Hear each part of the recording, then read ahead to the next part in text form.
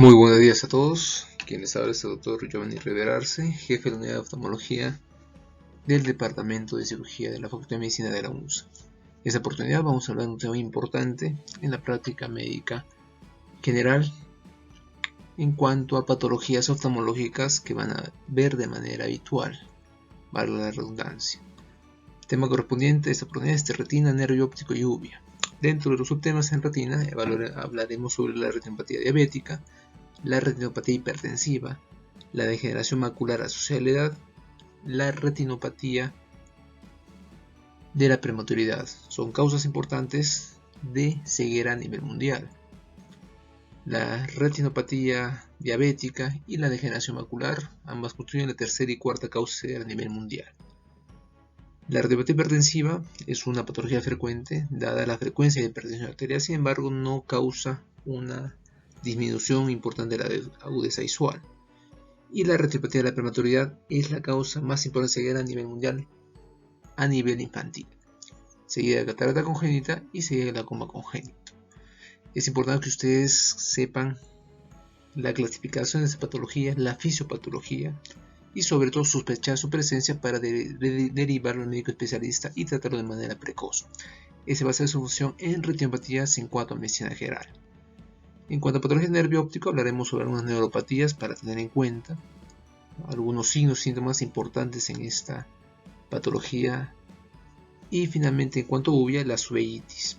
Estos son temas bastante amplios, sin embargo solamente se va a abordar esos aspectos que estoy comentando: neuropatías ópticas y la uveitis. Muy bien. En cuanto a las competencias, el alumno que termine de escuchar o presenciar esta clase es un alumno que conoce la fisiopatología, la clasificación y hallazgos retinianos de las principales retinopatías y de la degeneración macular que hemos comentado.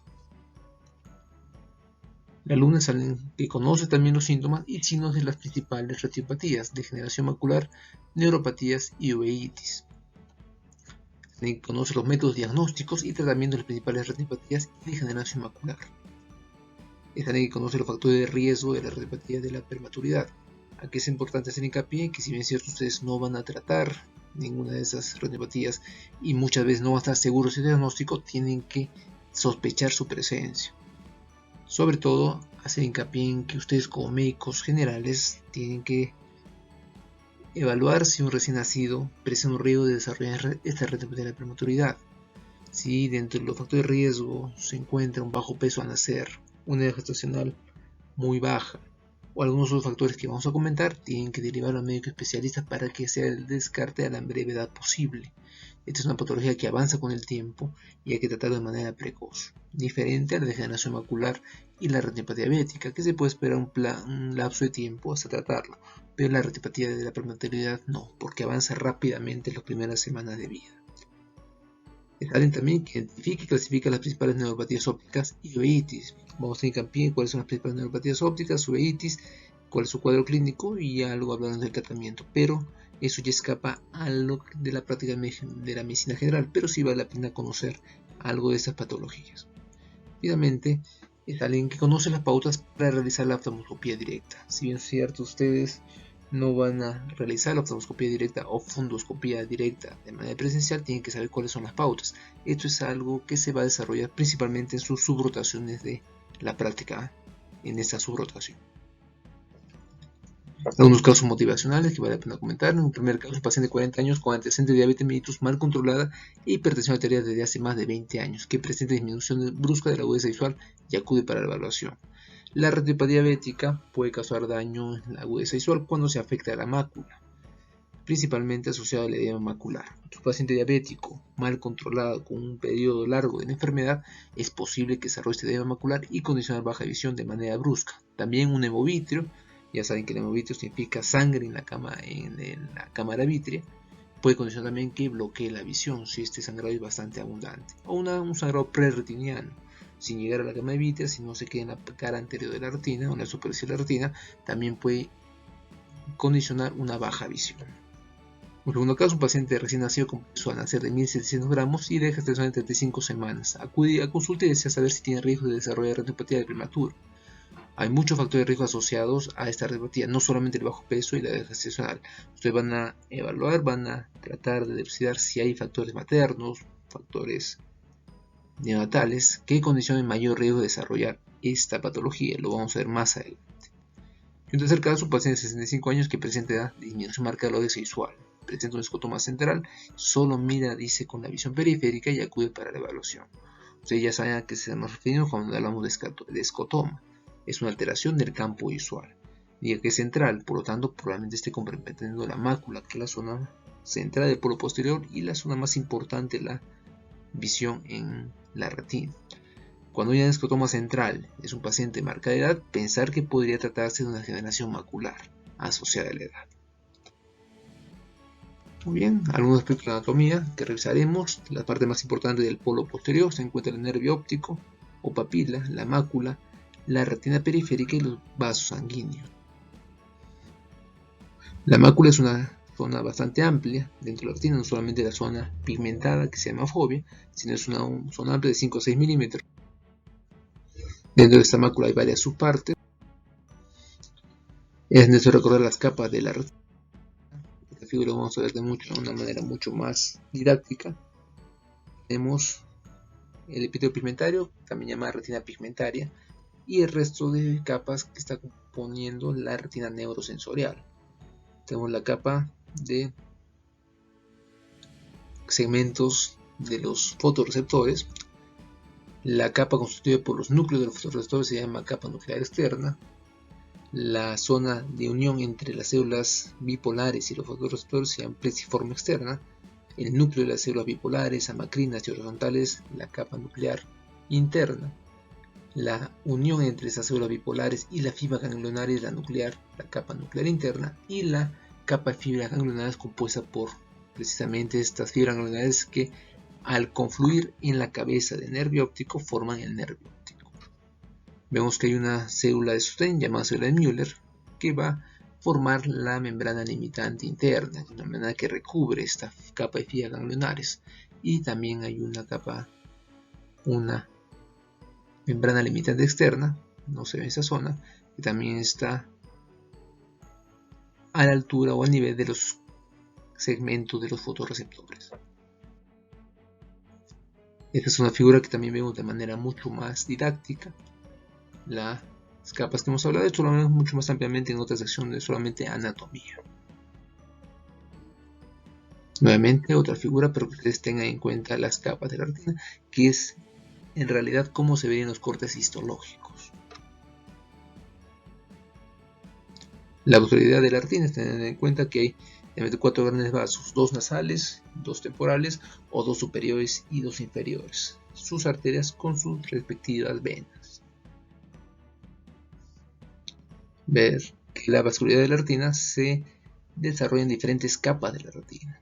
A diferentes niveles hay una vascularización que permite irrigar estas capas celulares. Muy bien, iniciamos con la retinopatía diabética. Acá lo hemos fijado este tema en varias partes, con definición, fisiopatología, clasificación, cuadro clínico, diagnóstico, tratamiento y pronóstico. Hablaremos primero de la definición y la fisiopatología, además de la clasificación. Recordad, en cuanto a epidemiología, la retinopatía está catalogada como entre la tercera y cuarta causa de ceguera a nivel mundial. La retinopatía es una causa de ceguera. Puede darse en algún momento de esa retinopatía una ceguera reversible si se trata de manera precoz, pero cuando ya avanza ciertos estadios ya se vuelve irreversible. Puede encontrar que en algunas zonas o de manera global se está considerando que esta es la tercera causa de ceguera irreversible en el mundo, precedida por el glaucoma y la degeneración macular asociada a la edad. Es la primera en personas de edad reproductiva, entre 16 y 74 años en países en vía de desarrollo. Hay un 5% de personas que tienen esta ceguera o tienen esta patología causante de la ceguera. Tiene que es un 80% prevenible si se detecta de manera precoz. Y los pacientes que tengan diabetes, 10% de este van a tener una limitación de la agudeza visual y 1% de ceguera a causa de esta enfermedad. Se publicó una guía latinoamericana de retinopatía diabética, vale la pena que ustedes la revisen, están en los textos recomendados de la plataforma.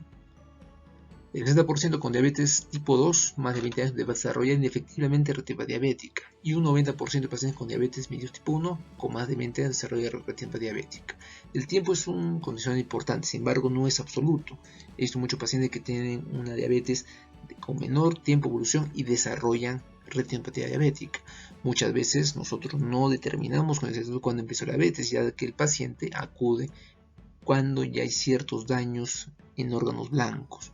Entonces, probablemente el paciente indica que tiene diabetes 5 años, pero en realidad tiene mucho más tiempo. El 80% se puede prevenir si es que se trata de manera precoz o se controla la misma diabetes en sí. Y un 20% indefectiblemente va a desarrollar retinopatía diabética. Hagan el esfuerzo que hagan, hay un componente genético importante. En América Latina se indica que el 40% con diabetes mellitus desarrolla retinopatía diabética. Es un alto porcentaje, vale decir, de 10 pacientes que acudan a la posta o centro de salud, 4 van a desarrollar retinopatía diabética, de los 10 diabéticos que ustedes tengan. Y de estos pacientes, de estos 4 pacientes, del 10 al 30% requerirá tratamiento. Vale decir, probablemente ya alcance un estadio severo en grado o ya alcance un grado de retinopatía diabética proliferativa que requiera tratamiento. De estos 4 pacientes que tienen retinopatía diabética, 1 o 2 va a requerir tratamiento. Falta tenerlo en cuenta. ¿Por qué se produce la diabetes? Ya saben que hay varias vías de metabolismo de la glucosa. Sin embargo, hay una escasez enzimática cuando esa glucosa excede el límite permitido. Cuando hay una gran cantidad de glucosa en la sangre, esta batería enzimática se agota. Por lo tanto, hay muchos compuestos intermedios que van a verse acumulados, como el sorbitol, por ejemplo, el galactilol. Estos compuestos van a condicionar que a largo plazo se formen otras moléculas, como el diacilglicerol, algunos radicales libres. Estos otros metabolitos intermedios van a condicionar que se active la vía de la proteína quinasa. Esta vía de la proteína quinasa va a condicionar que haya una apoptosis y un daño intracelular. Acá podemos ver las células endoteliales. Las que son primeramente afectadas son las células que tienen contacto con este plasma rico en glucosa, como son las células vasculares. Por eso es que se considera que diabetes es una patología microvascular y macrovascular, o microangiopática o macroangiopática. Estas células endoteliales se van a dañar en el tiempo y van a condicionar la presencia de estos microaneurismas, que no son dilataciones de los vasos sanguíneos, son zonas de reparación de lesión endotelial.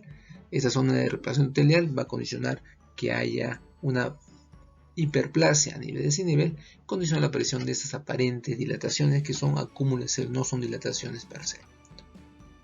Podemos ver en la figura de la derecha una célula endotelial dentro de lo normal, y en la figura de la derecha que hay un engrosamiento de esa membrana basal. Esta ya es una célula enferma, condicionada por esta vía de la proteína quinasa intracelular, condicionada a su vez por los metabolitos intermedios de la vía de la glucosa, de la vía del metabolismo de la glucosa. Este daño endotelial va a condicionar que haya hemorragias. Acá podemos ver microaneurismas, a veces no se pueden ver adecuadamente, son círculos que parecen hemorragias puntiformes, sin embargo son microaneurismas.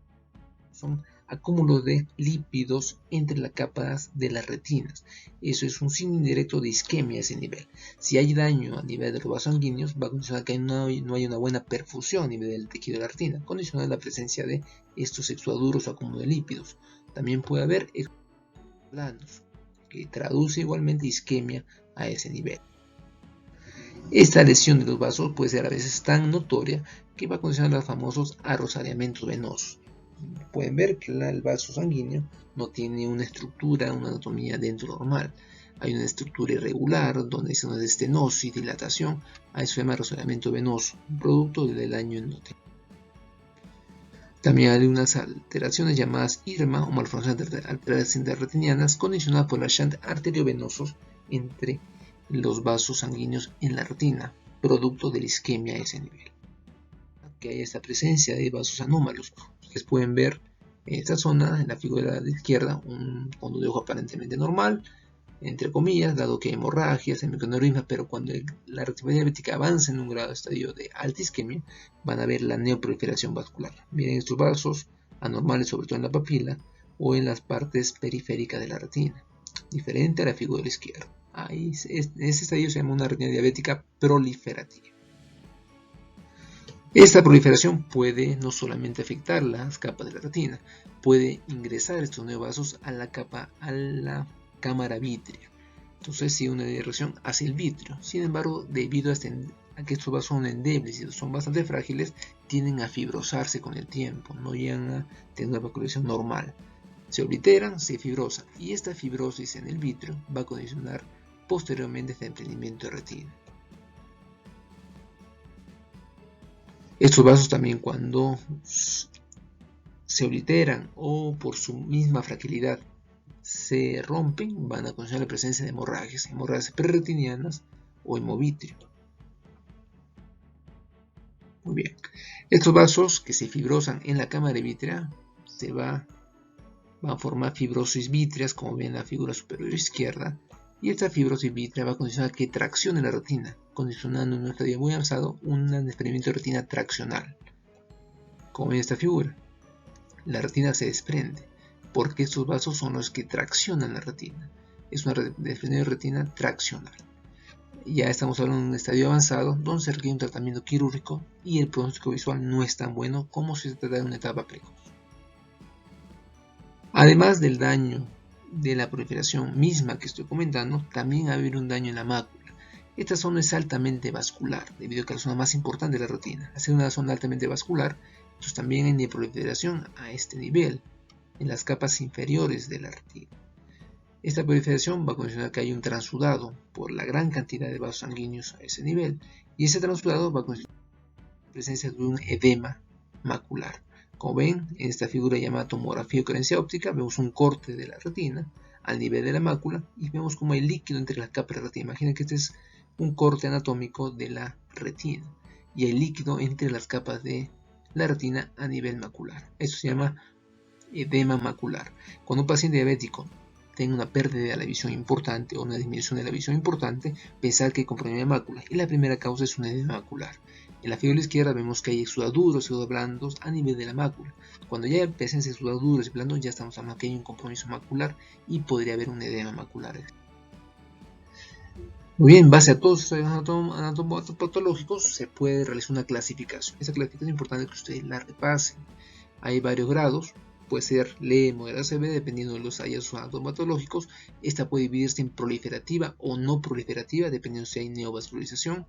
Y también podemos, en el caso que sea proliferativa, tener una proliferativa de alto riesgo o sin alto riesgo, dependiendo de los hallazgos que hayan en cada uno de estos estadios. Y cada uno con una indicación, un tratamiento específico. Es necesario que aprendan. Toda esta clasificación, ya sea leve, moderado, grave o proliferativa o no proliferativa, puede asociarse o no a un edema macular. O sea, el edema macular es independiente, puede ser presente como no puede ser presente. Revisar los grados o los estadios de esta retinopatía.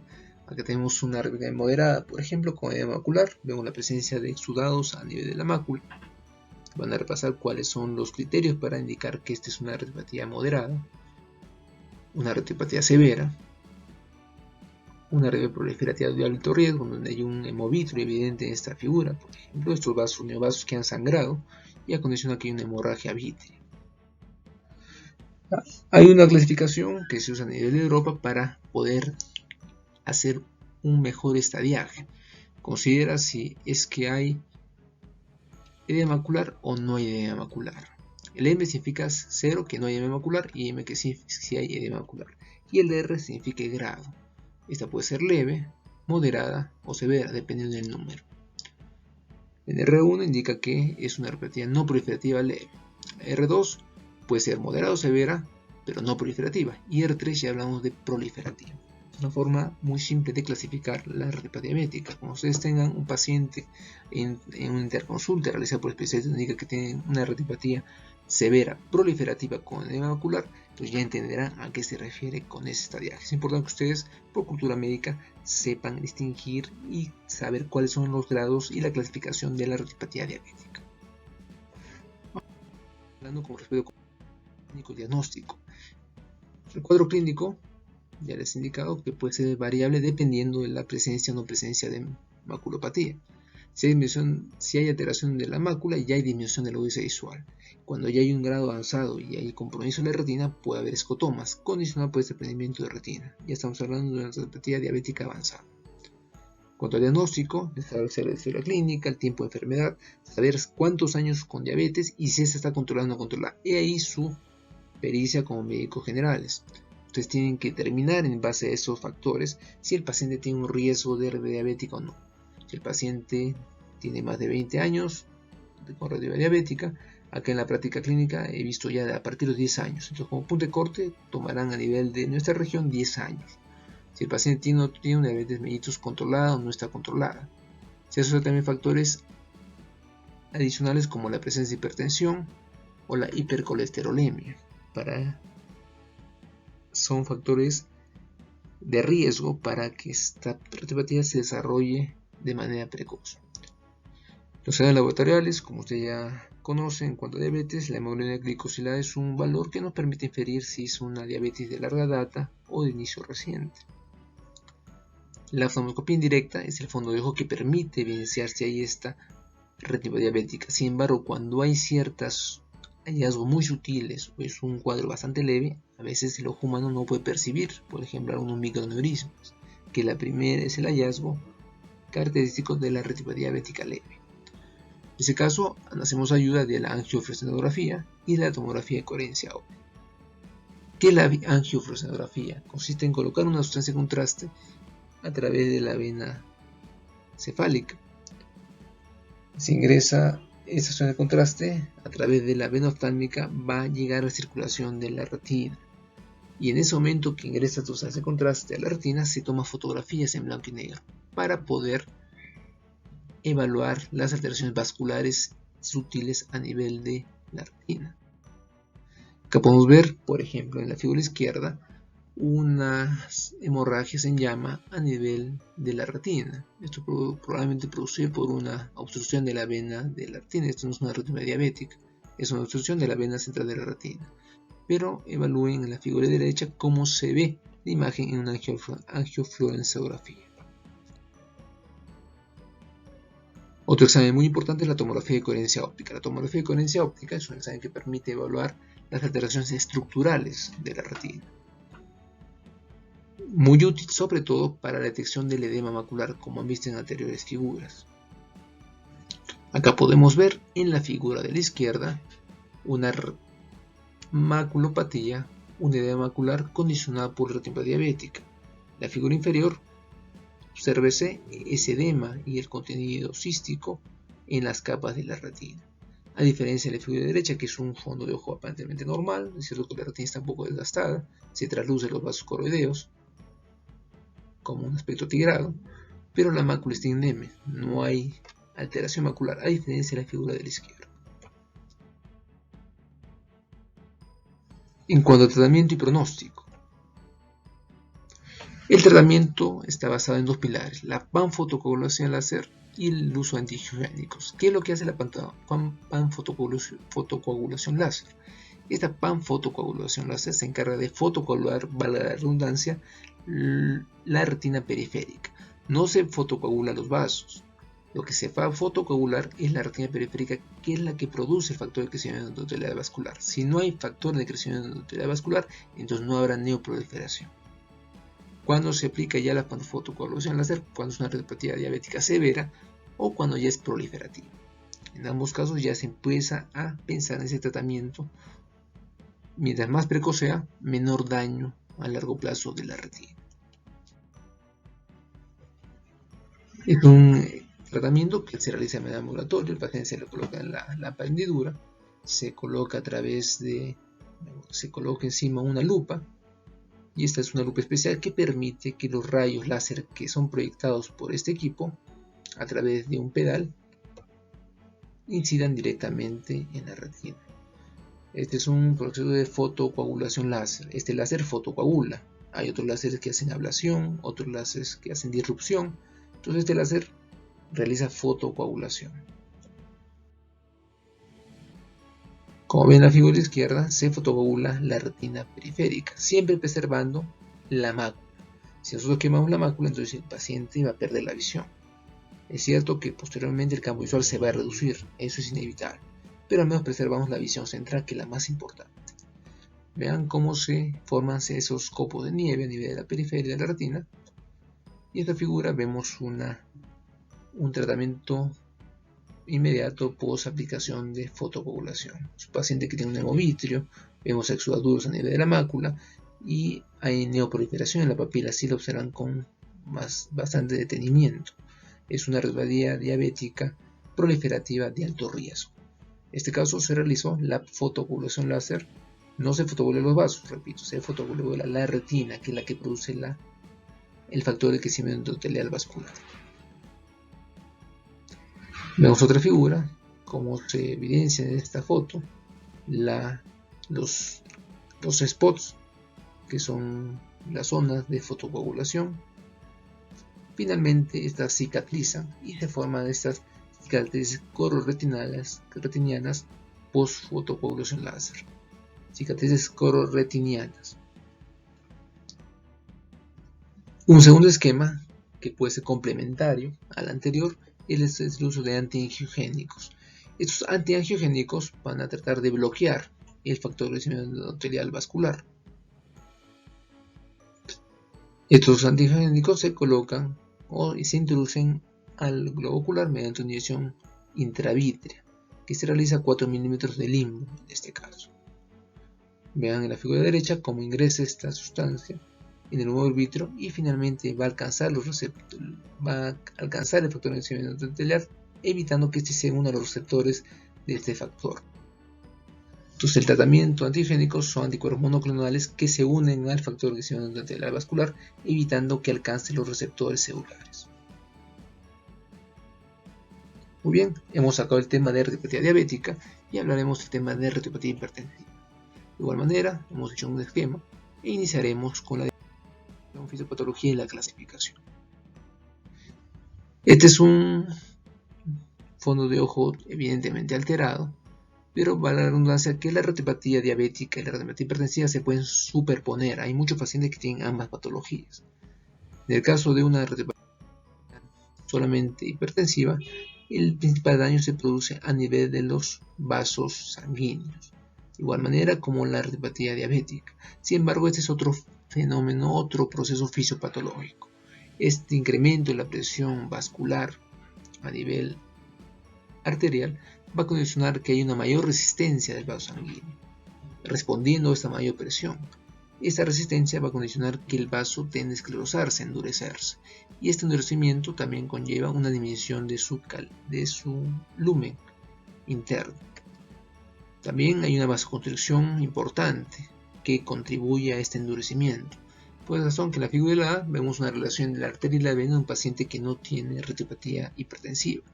En la figura B vemos una arteria que está en evidente vasoconstricción y con el tiempo esta arteria se va a esclerosar, se va a endurecer. Pasado el tiempo, esta arteria va a modificar, va a haber cambios anatómicos, tornándose irregular. Hoy en la figura D ya hay una alteración bastante importante del endotelio, la adventicia, sobre todo arterial, que es la que soporta la presión sistólica. En la figura derecha vean cómo hay un aumento, un incremento de la vasculatura, de la adventicia, y hay una esclerosis evidente en la imagen de la derecha. Este endurecimiento de la arteria va a condicionar que la vena adyacente a la arteria también se dañe y se producen los famosos cruces arteriovenosos patológicos. Ven estas figuras como puede haber un endurecimiento tal que va a alterar la anatomía de la vena adyacente. Incluso en algunos casos puede lesionar la vena, condicionando la presencia de hemorragias a ese nivel. Estos son los cruces arteriovenosos patológicos propios de la retinopatía hipertensiva o la retinopatía aterosclerótica secundaria.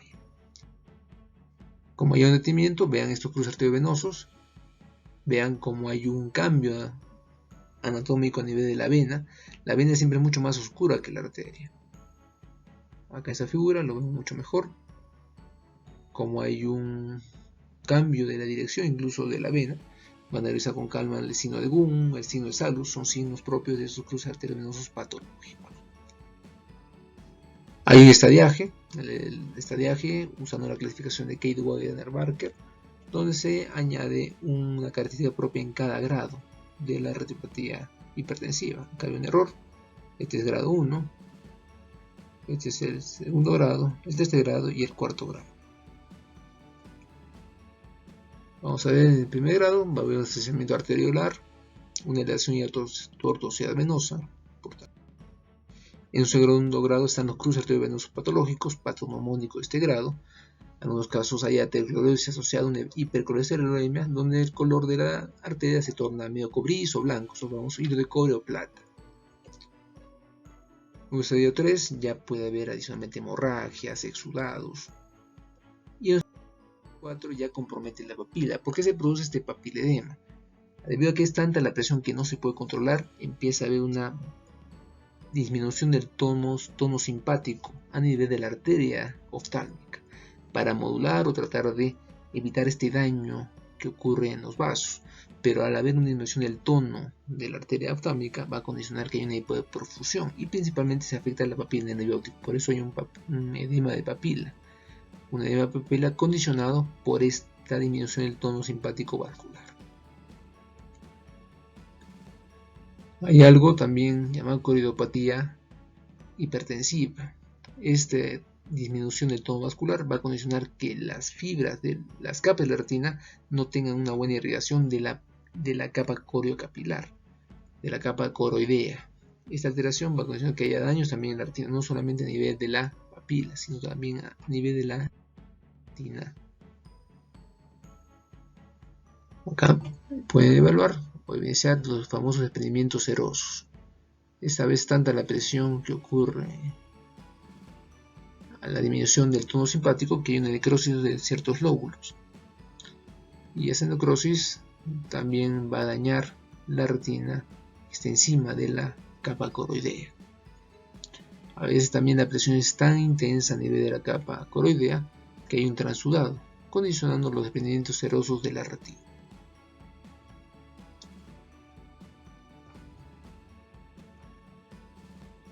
Bien, en cuanto al cuadro clínico, es generalmente asintomático.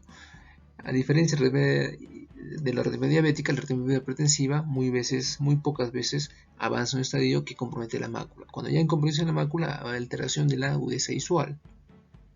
También cuando hay compromiso de la papila, también hay alteración de la agudeza visual. Entonces sí se puede presentar, pero no es tan frecuente como en la retinopatía diabética. En cuanto al diagnóstico, realizar igual historia clínica, tiempo de enfermedad, factores de riesgo asociados, si la hipertensión está controlada o no controlada. El punto de corte para que ya se presente alteraciones anatomopatológicas son 5 años en nuestro medio. Es necesario también realizar exámenes confirmatorios como la oftalmoscopía indirecta. Si a veces no es suficiente la oftalmoscopía indirecta para evaluar alteraciones vasculares, se puede hacer uso de la angiofluorescenografía.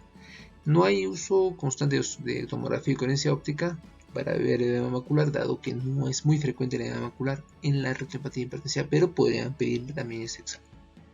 Y la evaluación por cardiología es muy importante.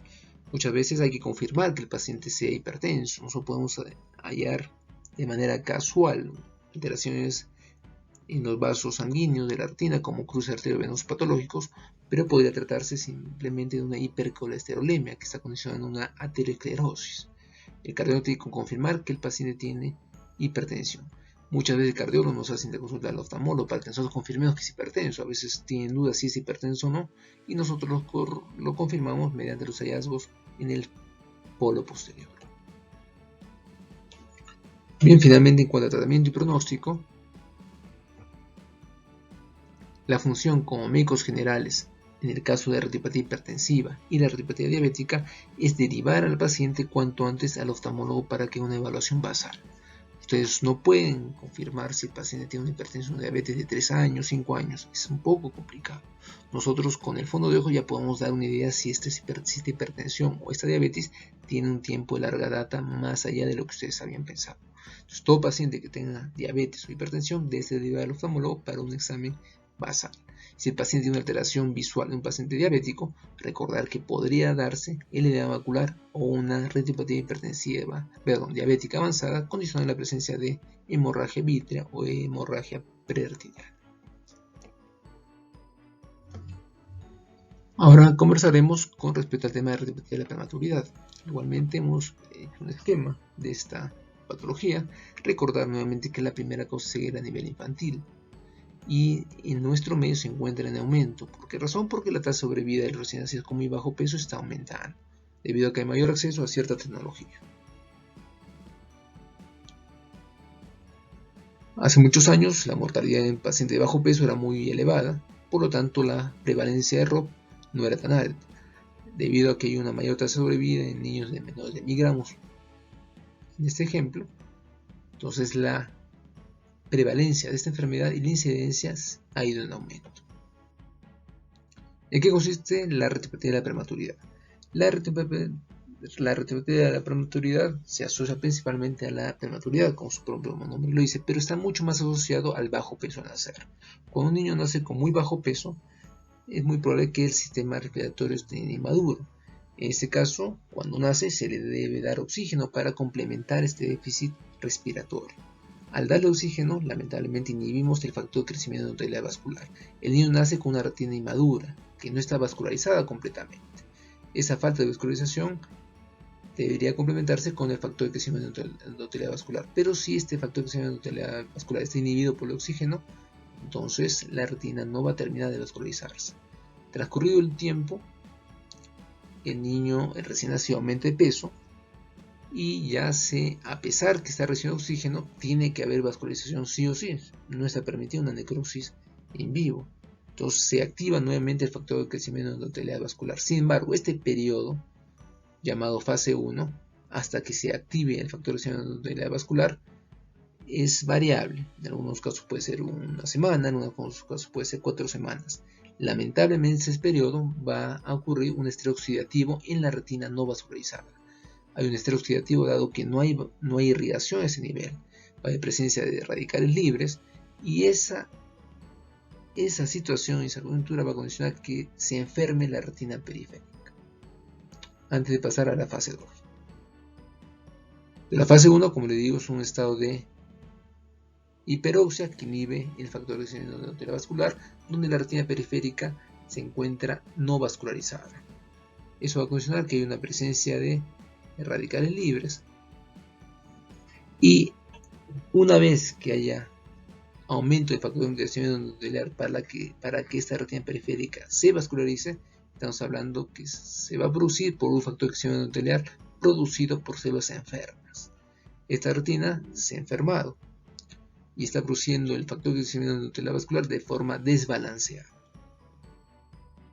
Este desbalance va a condicionar que haya una neoproliferación desordenada y podría ocurrir lo mismo o algo muy parecido a la retinopatía diabética. Acá podemos ver en esta figura una zona vascular y un límite. Esta línea que se evidencia entre la retina vascular y avascular puede ser en forma de línea, puede ser en una cresta. Esta limitación está formada por una acumulación de células pluripotenciales. Estas células eran las que se tenían que transformar en vasos sanguíneos, pero no se transformaron debido a que no tenían un buen estímulo de factor de crecimiento vascular. Estas células se acumulan en esa zona y es lo que produce la llamada patológico línea, demarcación o cresta en algunos casos. Y cuando se activa el factor de crecimiento vascular producido por esta retina vascular, va a hacerlo de manera desordenada y muchos vasos ingresan hacia la cavidad vitrea. Hay muchas guías de la retinopatía de la prematuridad, en cada país manejan sus guías. Sin embargo, la OMS justamente ha publicado hace 2 años una guía de la retinopatía de la prematuridad que se va a colgar en la plataforma como lectura recomendada. ¿Cuáles son los factores de riesgo más importantes en la retinopatía del prematuro? Se encuentra bajo peso al nacer y la prematuridad en sí, la edad gestacional. La guía norteamericana y la guía peruana difieren en algunos datos. Indica que cuando el recién nacido tiene menos de 1500 gramos, tiene un factor de riesgo que requiere ser tamizado. Pero en Perú y en Latinoamérica se usa como punto de corte 2000 gramos. Dado que ya sabemos la déficit en salud pública, hay una cultura sanitaria no muy buena y en un afán de asegurar este tamizaje se indica como punto de corte 2000 gramos.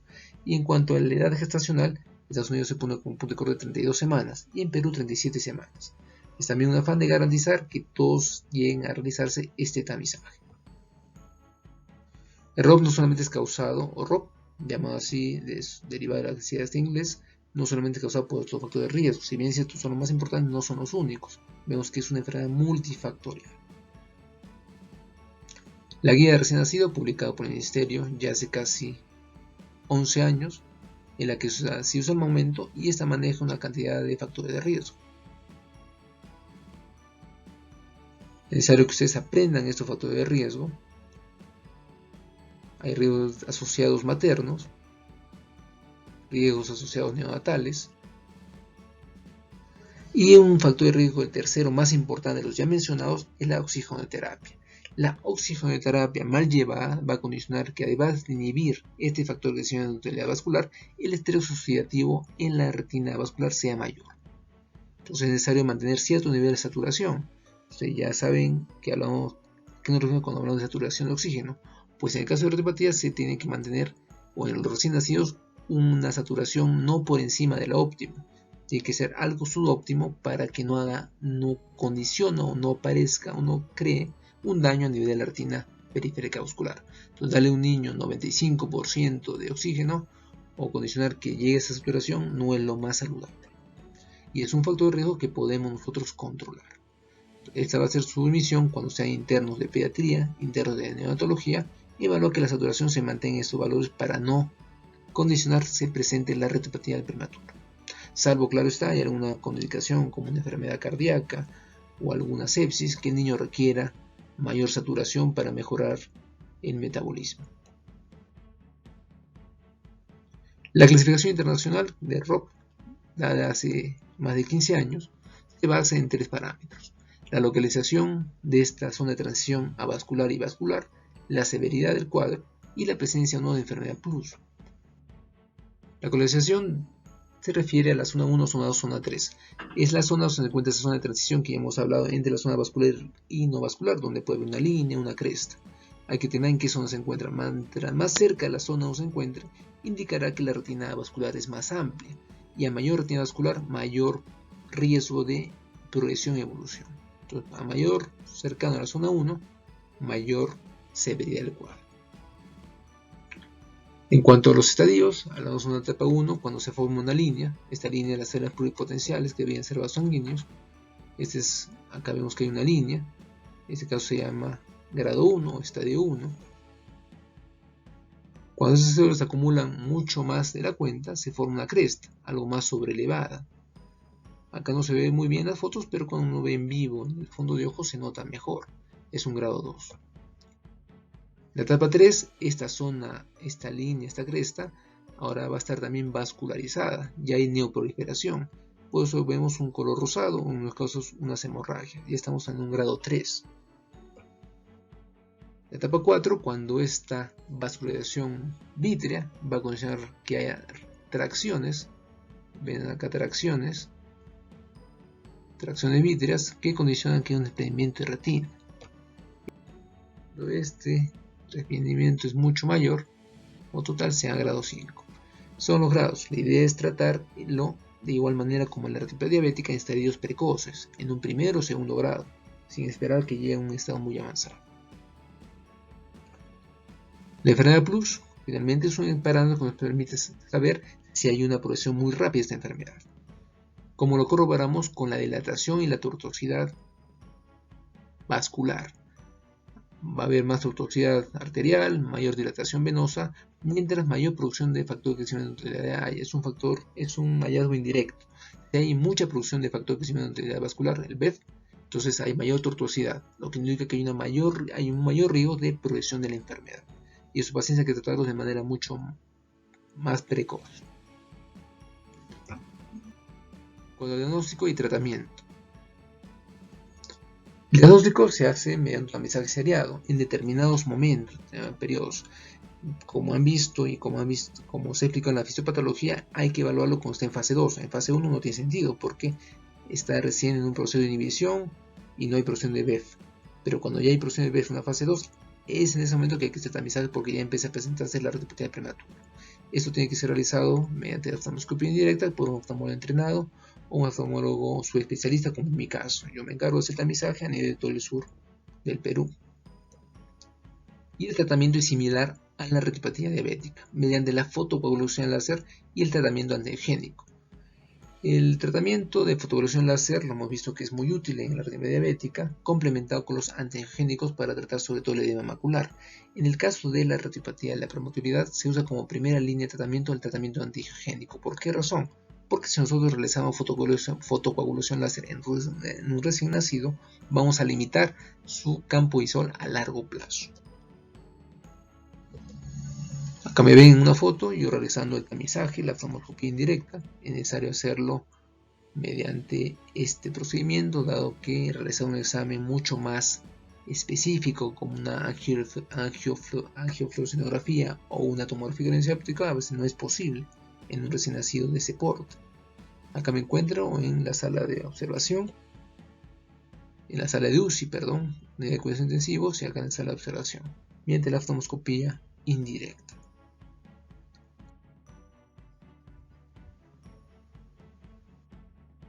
Hay que hacer un estadio importante. Entonces, cuando ustedes sean internos de pediatría, neonatología y tengan que hacer un interconsulta oftalmólogo para que, según su criterio, tiene un riesgo el niño de desarrollar ROP, ustedes dirán al médico residente: doctor, por los factores de riesgo que conozco, me parece que puede desarrollar ROP este recién nacido.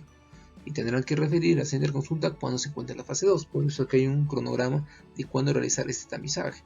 Hacerlo en fase 1 no tiene sentido. Si me envían una interconsulta cuando el niño tiene 29 semanas, es obvio que probablemente no tenga ROP en ese momento. Que sí lo tendrá cuando tenga unas 32 semanas, por ejemplo 33 semanas. Hemos hablado sobre la clasificación, hablemos sobre el tratamiento. No todo retinopatía del prematuro tiene que tratar. Hay muchas retinopatías que regresionan de manera espontánea. Entonces empieza a estabilizarse el BEF y el cuadro de cresta, el cuadro de línea regresiona y la vascularización normal de la retina empieza a aparecer. Pero hay estadios en los cuales ya hay un riesgo de que evolucione, progrese en el tiempo. Estos son divididos en dos: ROP tipo 1 y ROP tipo 2. El ROP tipo 2 podría con el tiempo regresionar, simplemente requiere control. Pero el ROP tipo 1 ya yo sé por estadística que hay un 50% que esto evolucione a un grado severo y no haya regresión. Y este tipo de casos hay que tratarlos. Depende del médico especialista. El tratamiento con antiogénicos en base al mismo antiogénico que son los anticuerpos monoclonales. Hay varios en el mercado: el bevacizumab, el ranibizumab. Eso ya es competencia y especialidad, pero saber que existen anticuerpos monoclonales que se unen a este BEF. Obviamente, mediante una inyección intravítrea se coloca en el recién nacido, como ven en la figura. Esto lo hacemos en el Hospital General y lo uso como tratamiento de primera línea y lo utilizo en ciertos estadios. Hay estadios en los cuales es efectivo ese tratamiento, pero hay estadios en los cuales ya no es efectivo y hay que realizar la fotocoagulación láser. La fotocoagulación láser en este caso no se va a fotocoagular la retina vascularizada, se fotocoagula la retina vascular, que es la retina enferma, que es la que está produciendo el factor de crecimiento endotelial vascular. Y nosotros lo veríamos de esta forma en el momento de hacer la fotocoagulación láser. Acá me ven realizando la fotocoagulación láser. Esto se hace bajo anestesia general. El recién nacido es intubado y hay que realizar la fotocoagulación láser mediante un equipo que produce un láser diodo. Este láser diodo fotocoagula y es a través de una lámpara, una lupa, que se aplica el láser. Así es como yo lo veo mientras aplico el láser en el recién nacido. Esas manchas blancas es la quemadura que se produce en la retina. Se ha hecho comparaciones para definir cuál es el mejor tratamiento y se ha visto que es mucho mejor utilizar antiogénicos porque permite que la retina vascularice de manera convencional. En esta figura vemos que se realizó fotocoagulación láser y esta retina periférica queda totalmente cicatrizada. Diferente al que se usa usando un antiogénico como el bevacizumab. Se aplica el bevacizumab y le damos tiempo que regresione esta cresta, este ROP que se encuentra en un grado 3 y vasculariza con el tiempo la retina que estaba limitada a esta zona. Vean cómo con el tiempo se vasculariza. Deben tener en cuenta que hay secuelas. Cuando el ROT avanza y no es tratado, puede condicionar la ceguera a un estadio severo, donde ya no hay vuelta atrás. Pero cuando es tratado, así regresión, así se trata, estos niños tienen mayores riesgos de errores refractivos, mayor riesgo de estrabismo, alteración del campo visual, o se dice que el mismo efecto del uso de antigénicos a largo plazo puede condicionar algún problema aún no dilucidado. La alteración del campo visual estaría mucho más presente en pacientes que han sido sometidos a fotocoagulación láser por esa limitación del campo visual que está cicatrizado, y el estrabismo secundario también. Otro tema muy importante es la degeneración macular asociada a la edad. La degeneración macular asociada a la edad es una causa importante de ceguera a nivel mundial. Es la segunda causa de ceguera irreversible. Esta tiene una fisiopatología eminentemente genética, progresa con el tiempo, no hay cura, pero al menos la idea es retrasar la progresión lo más que se puede. Vamos a hablar de la definición, la fisiopatología y la clasificación de esta patología.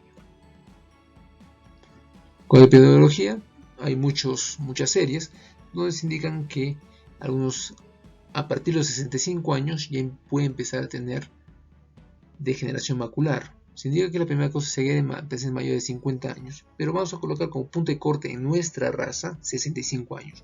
Probablemente la raza blanca anglosajona sea mucho más precoz. La causa es evidentemente genética, pero también hay factores ambientales, y entre ellos principalmente el tabaco y la obesidad. Se asocia mucho a la degeneración macular asociada a la edad.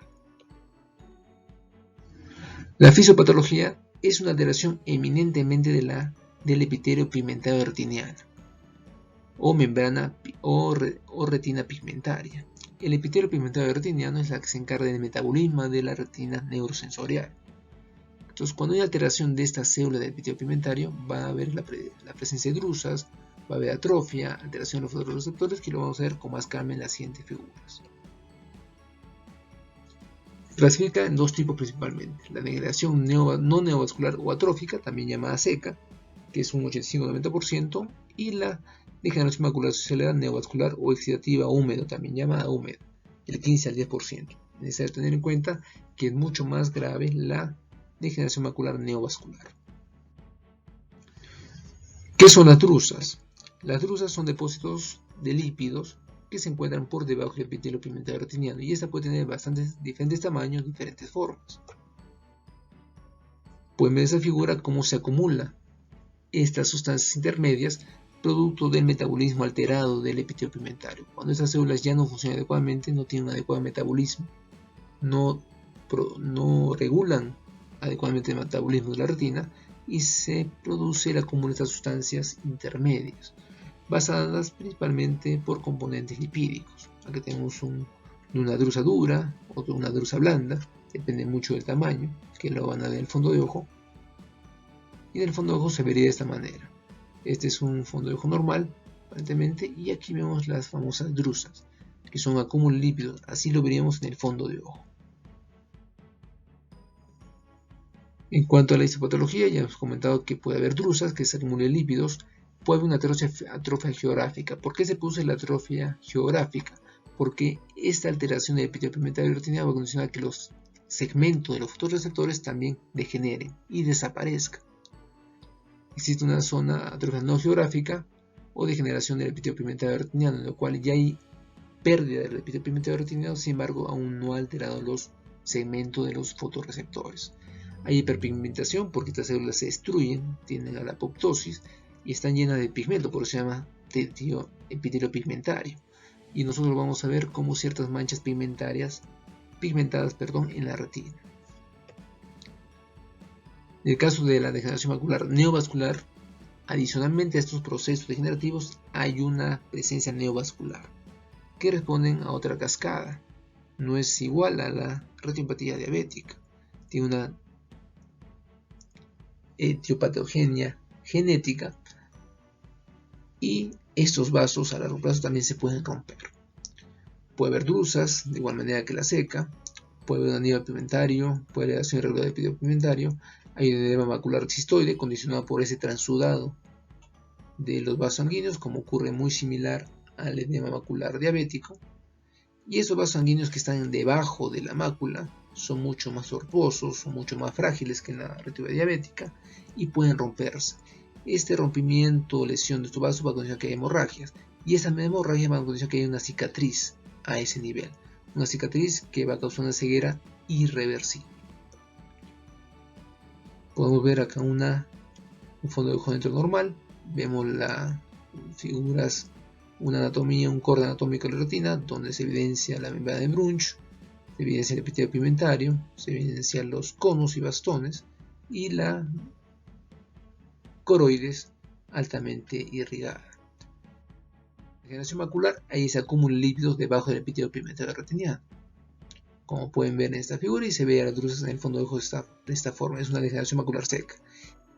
En la degeneración macular húmeda ya habría hemorragias condicionadas por estos neovasos que ingresan a la zona de las drusas. Vean cómo hay alteración, y hay una predisposición también genética para la presencia de estos neovasos. Se rompen y ocurren las hemorragias. Y esa hemorragia a largo plazo, una cicatriz en la retina que es irreversible de tratar. Lo que produce la cicatriz disciforme. Vean cómo hay pérdida de epitelio pigmentario, hay pérdida de segmento de los conos, una desorganización estructural que va a condicionar una ceguera a ese nivel. Por eso que hay un escotoma. El paciente ya no ve a través de la mácula, sino a través de la retina periférica. De igual manera, ven el proceso fisiopatológico, la presencia de neovasos. Pueden ver cómo se compara una célula de epitelio pigmentario de una persona joven con una persona mayor. Hay una degeneración propia de la edad. Pero en el caso de la degeneración macular asociada a la edad, esta degeneración está mucho más marcada. Hay una expresión genética de estas células se degeneren más temprano de lo habitual. En cuanto a las fases, podemos dividir en tres fases: una fase inicial, una fase intermedia y una fase avanzada. Mucho depende de la cantidad de drusas, del tamaño de las drusas, la presencia de una atrofia geográfica o la presencia de signos de membranas neovasculares o vasos ocultos, lo que va a condicionar la hemorragia o una degeneración húmeda. En esta figura vemos una degeneración macular seca, las drusas a nivel de la mácula, de diferente tamaño, hay drusas duras, drusas blandas, y de acuerdo a eso también podemos catalogar si es una etapa inicial, intermedia o avanzada. Acá vemos que ya es un grado un poco más intermedio, ¿no? Las drusas son mucho más grandes, vemos esa pigmentación que les dije, ese rompimiento o esa degeneración del epitelio pigmentario que conlleva a esta pérdida de pigmento y que se evidencia en el fondo de ojo. Ya podemos ver una atrofia geográfica a este nivel. Se ve una lesión diferente al color del resto de la retina, donde hay pérdida de los segmentos de los fotorreceptores. También vemos la pigmentación y vemos las drusas. Una atrofia geográfica mucho mayor, más grande que la anterior. Estamos viendo la pigmentación y la atrofia geográfica central. Y en el caso de una degeneración macular húmeda o neovascular, ya vemos hemorragias producto de este sangrado de los vasos que se encuentran debajo del epitelio pigmentario retiniano. Estos vasos condicionan que hay un edema de la mácula, es un edema macular cistoide, hay una sobreelevación producto del transudado de esta hemorragia. Y finalmente, estas hemorragias conllevan una cicatriz a ese nivel de la mácula donde ya no hay reversión, ya hay una ceguera permanente. En cuanto al cuadro clínico, el diagnóstico.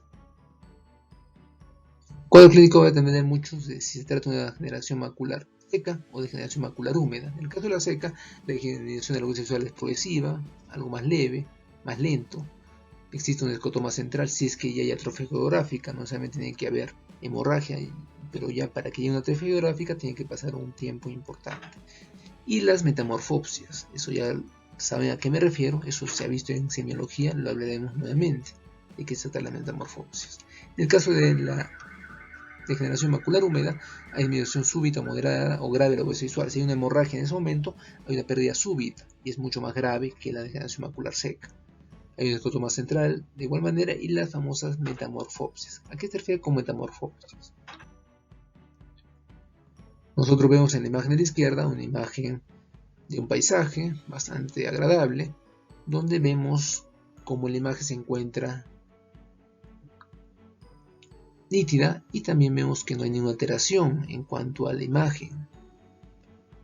Aquí en las metamorfosis vemos distorsión de la imagen, no vemos borroso, no vemos un escotoma, hay una distorsión de la imagen, a eso se llama metamorfosis, generalmente central cuando se trata de una maculopatía asociada a la edad.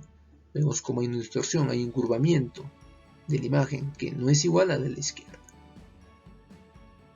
Acá vemos una ventana cuadriculada, evidentemente, y en el caso de una metamorfosis la imagen se distorsiona.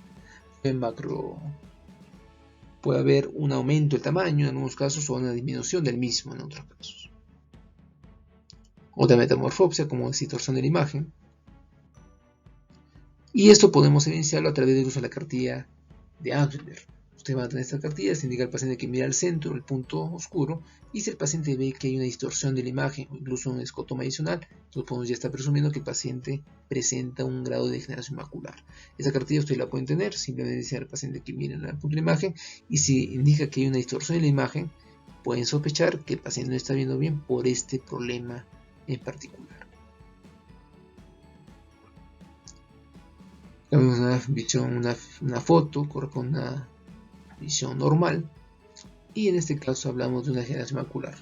Se ve evidentemente que el centro está bloqueado. Puede ser que el paciente con degeneración macular tiene visión periférica, intenta ver por los costados de la retina. Ustedes van a ver que el paciente a veces ingresa como buscando algo, porque no está viendo a través de la mácula, está viendo a través de la periferia de la retina. Otra distorsión de imagen, un escotoma adicional.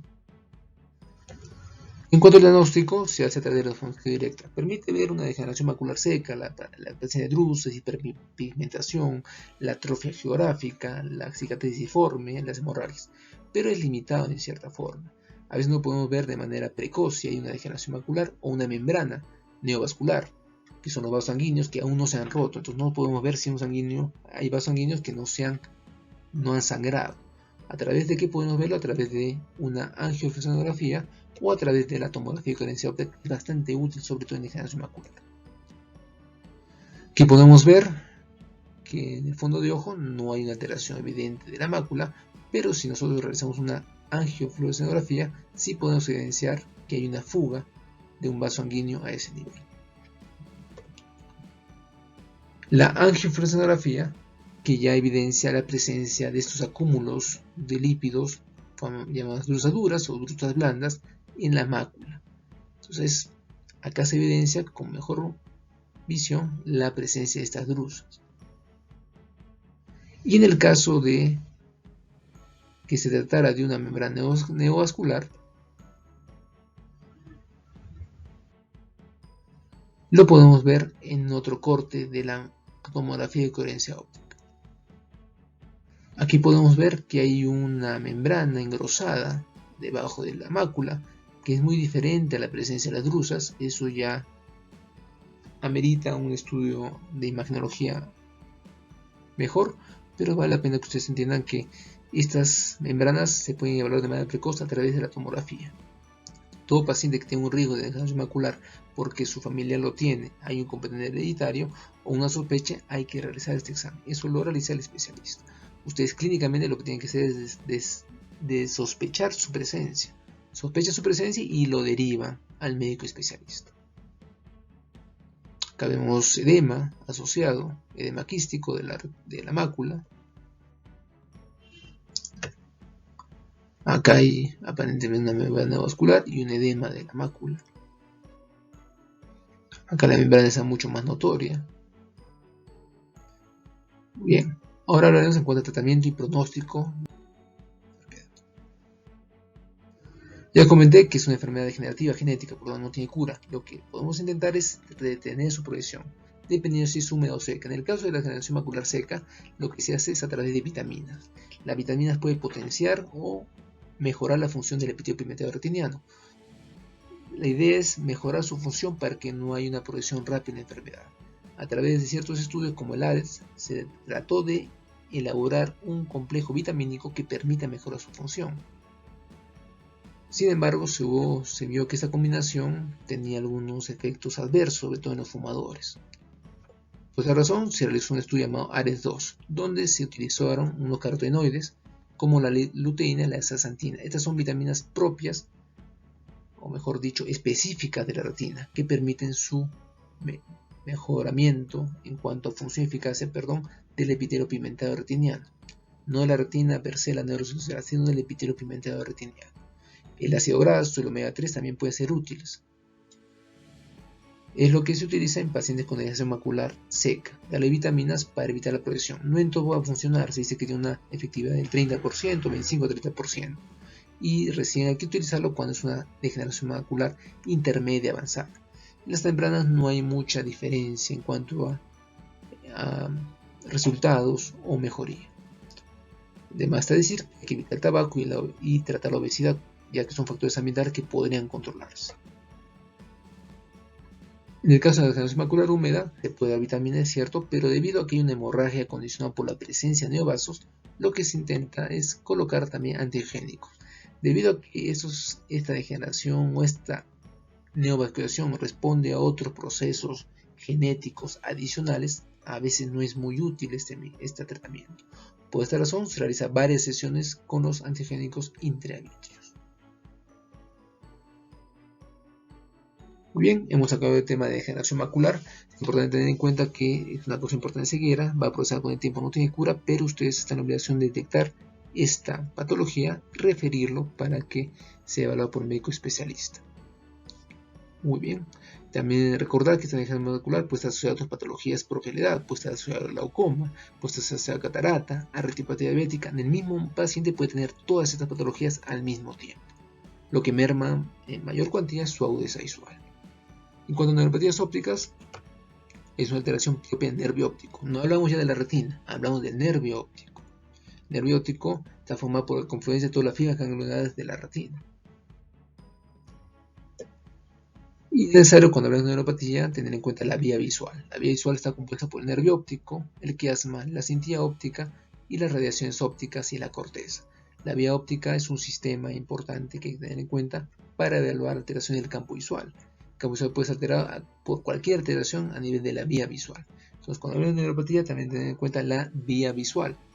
Cuando hablamos de neuropatía óptica per se, es un daño de nervio óptico del segundo par craneal, pero la vía visual puede estar comprometida en ciertas alteraciones de la visión. Hablando del quiasma, la cintilla óptica o las radiaciones ópticas. Entonces es diferente a la vía visual que el nervio óptico. Cuando la clasificación, tener en cuenta que puede ser un daño por un trauma, un paciente que tuvo un accidente de tránsito y de repente no volvió a ver. Nosotros no vemos que hay una alteración en la córnea, no hay catarata, pero no mira. Probablemente hay una sección del nervio óptico por cizallamiento o un trauma muy severo. Una neuropatía óptica inflamatoria, como la neuritis óptica, o producido por la hipertensión del craneado, donde condiciona un papiledema, una inflamación de la cabeza del nervio óptico. Entonces son causas importantes de baja visión. Una neuropatía óptica hereditaria congénita, la neuropatía óptica de Leber, un coloboma a nivel del nervio óptico. Entonces hay neuropatías que también tienen una etiología genética y que puede presentarse, debutar en otros momentos de la vida. La neuropatía óptica infiltrativa, producida por una tumoración de infiltración de ese nivel. La neuropatía óptica complexiva, muy clásico, es el daño a nivel del quiasma, es una alteración ya de la vía óptica, una adenoma epifisiaria, un craniofaringioma, presentando la clásica hemianopsia bitemporal. Neuropatía óptica tóxica, por el consumo de metanol, por ejemplo, tiene el ácido fórmico derivado de este metanol tiene una afinidad por el nervio óptico, condicionado a ceguera o discapacidad visual severa. Por eso, pacientes con alcoholismo crónico que toman metanol pueden quedarse ciegos si es que toman una cantidad importante de este alcohol. La deficiencia nutricional también se asocia a neuropatías ópticas tóxicas. En fin, como ven, hay varias causas de daño en el nervio óptico, es necesario tener en cuenta. Aquí vemos en la figura izquierda un papiledema. Ven como la papila no tiene una configuración normal, no es el típica forma circular ovoide, los bordes están difusos, difuminados, es un papiledema. Y en la figura derecha vemos una papilitis. La papila óptica no está de un color ámbar adecuado, es un color rojizo, bastante más marcado. Es una papilitis. La papila óptica se puede también inflamar, no solamente edematizar. La neuropatía óptica a largo plazo puede condicionar una complicación como la atrofia óptica primaria si la causa es genética, o una atrofia óptica secundaria si la causa está precedida por otra, como un trauma ocular o un tumor compresivo, un meningioma que comprime el nervio óptico. Esto va a condicionar que hay una atrofia óptica. ¿Y cómo se ve la atrofia óptica en el fondo de ojo? Se ve de esta manera, una papila pálida blanca. Entonces es diferente hablar de neuropatía que atrofia óptica. Atrofia óptica ya hablamos de un tiempo de lesión del nervio óptico que condiciona una atrofia irreversible. ¿Cómo podemos diferenciar si el daño visual se trata a nivel de la retina o del nervio óptico? Cuando hay alteración del campo visual, cuando hay alteración de la visión de la discriminación de los colores, o cuando hay una alteración del reflejo fotomotor. Recuerden que en el reflejo fotomotor participa la vía visual. Lo vamos a revisar más adelante. Bien clara como una evianopsia, cuadrantopsia. El nervio óptico, por ejemplo, una neuritis, donde el nervio está alterado en ciertas zonas, el campo visual también está alterado en ciertas zonas. Es un examen muy importante para evaluar daño nervio óptico. Recuerda que en glaucoma hay una alteración del campo visual precisamente porque el glaucoma es una neuropatía. Es una causa importante que también no se colocó en el cuadro, pero una causa importante de neuropatía óptica en glaucoma. La cromatopsia, alteraciones del color. Cuando el paciente indica que ya no está viendo bien el rojo, distinguiendo del verde, de un momento a otro piensa que hay una alteración del nervio óptico o de la vía visual. En el anterior, vemos que no hay un buen reflejo fotomotor. Probablemente la alteración es a nivel nervio óptico. Si el otro reflejo fotomotor está normal, ¿por qué una alteración en un ojo estaría normal? A esto se llama reflejo consensual. El reflejo consensual indica que el reflejo fotomotor es igual en ambas pupilas. Entonces vemos que no hay un reflejo consensual adecuado y no hay un reflejo fotomotor adecuado en el ojo derecho. Muy bien, ya hemos hablado todo lo referente a neuropatías y finalmente hablaremos de las uveitis, una alteración de la uvea. ¿Qué es la uvea? La uvea está compuesta por el iris, el cuerpo ciliar y la coroides. Es una zona altamente vascularizada. Por esa razón es que todas las noxas del organismo pueden llegar a la uvea y condicionar una inflamación. Esta puede ser infecciosa o no infecciosa, y esta inflamación de la uvea condiciona una inflamación a veces de todo el globo ocular. Se puede clasificar la uveitis o la inflamación por la ubicación anterior, intermedia o posterior, dependiendo de estructuras que estén comprometidas, o una panuveitis donde se comprenden todas las estructuras. Por la etiología puede ser infecciosa, no infecciosa. Por etiología puede ser granulomatosa o no granulomatosa, y por la evolución aguda crónica o recurrente. La granulomatosa indica una infección a veces crónica, donde hay presencia de gránulos a nivel del iris, a nivel del cuerpo ciliar, muy asociada a ciertas enfermedades como la sarcoidosis, por ejemplo. En esta figura evidenciamos a qué nivel puede estar alterada la uvea o a qué nivel está inflamada. Puede ser anterior, intermedia, posterior o todo el globo ocular. Las causas infecciosas y las causas no infecciosas son variadas. Tener en cuenta que lo importante es determinar si es infecciosa o no infecciosa. Si es infecciosa hay que tratar de tratamiento específico. Si es no infecciosa, si puede ser autoinmune, el tratamiento es a través de corticoterapias e inmunosupresores. Pueden ver cuáles son las etiologías dependiendo de la ubicación en esta figura. Y en cuanto a la clínica importante a tener en cuenta es que el paciente va a tener un dolor ocular. ¿Por qué dolor ocular? Porque el paciente tiende a tener una contracción del esfínter pupilar. El esfínter pupilar forma parte del iris y esa contracción causa dolor. Por eso es que muchas veces al paciente le damos atropina para que haya una vidriasis y el paciente no tenga dolor. Hay fotofobia por esta miosis que causa dolor. Hay disminución de la agudeza visual dependiendo de la ubicación. Si es una alteración que afecta el segmento ocular, puede haber alguna inflamación a nivel de la cámara anterior que condiciona una baja visión. Con una alteración del campo visual se altera la retina o algunas zonas de la retina, y hay mioesopsias o mosca volante, sobre todo en la uveitis intermedia. Unas veces muchos muchas veces nosotros vemos como moscas volantes al mover el ojo, producto probablemente de inflamaciones antiguas. Estas son las miodes óseas. Unos signos importantes a tener en cuenta son precipitados queráticos, que lo vamos a ver adelante, celular en cámara anterior, el hipópion estéril, no infeccioso, sinequias que son cicatrices anteriores y posteriores, puede haber una hipotensión ocular o una hipertensión dependiendo de la alteración a nivel de la cámara, a través del ángulo camerular, granulomas o nódulos, condensados vítreos, que son manchas algodonosas blancas en el humor vítreo, lesiones retinianas por propio de esta uveitis posterior. Esta alteración de la uvea de la coroides puede condicionar daños a nivel de la retina. Alteración de los vasos, puede haber una vasculitis, puede incluso haber alteración de la papila y de la cabeza del nervio óptico, secundaria a esta uveitis. Estos son los principados queráticos que había comentado. Vemos que hay principados en el endotelio de la córnea que condiciona que hay una inflamación. También podemos ver que hay celularidad en la cámara anterior a través del córter. Con la lámpara hendidura vemos que hay células flotantes, celularidad en la cámara anterior. Eso indica que hay inflamación. Eso es un signo de uveitis. Hay una queratopatía en banda, una inflamación de la córnea particular. Hay sinequias posteriores, que significa sinequias, uniones o cicatrices entre el iris y el endotelio corneal a nivel del ángulo camerular. Los precipitados queráticos que ya hemos visto, o una catarata. Ya hemos hablado que una de las causas de la catarata puede ser la uveitis, por aumentar la permeabilidad de la cápsula del cristalino. Estas son las sinequias posteriores entre el iris y el cristalino. Y lo podemos ver de esta manera, estas sinequias posteriores.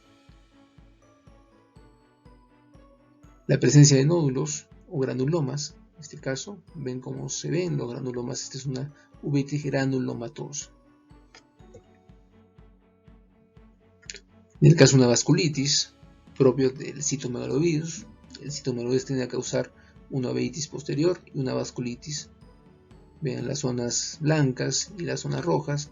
Es muy característica esta imagen de una vasculitis por citomegalovirus.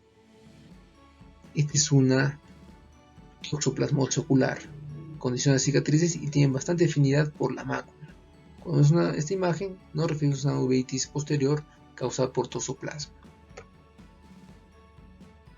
Los famosos copos de nieve o snowbank, producto clásico de una uveitis intermedia, o una neuroretinitis. Entonces, la inflamación de la coroides puede condicionar que la retina esté comprometida. Puede ser infecciosa o no infecciosa. Muy bien, hemos acabado entonces la clase de uveitis. Algunas conclusiones importantes a tener en cuenta, revísenlo con calma. Estos son consejos que deben, o conocimientos que no deben dejar de lado y reforzarlos constantemente. Consejos para el médico general. Hay muchos consejos a tomar en cuenta, dado que son importantes en su práctica médica, la práctica general. Finalmente, la bibliografía.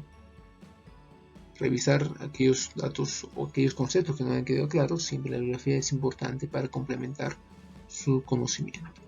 Muy bien, eso ha sido todo el día de hoy. Traten de revisar y complementar este tema con bibliografía adicional y no olvidar incidir en los temas importantes: la retinopatía diabética, la degeneración macular asociada a la edad, la retinopatía de prematuro son causas importantes de ceguera a nivel mundial. Entonces, su detección precoz va a condicionar un tratamiento oportuno. Si bien ustedes no van a ser expertos en el fondo de ojo, pero a través de la clínica ustedes pueden sospechar su presencia. La retinopatía de prematuro pueden sospechar factores de riesgo que condicionan la presencia o el desarrollo de esta patología, y cuando el paciente tiene una alteración de la agudeza visual o una inflamación del globo ocular, también considera la presencia de la posibilidad de una neuropatía óptica o de una uveitis. Bien, eso sería todo por ahora. Muchas gracias por la atención.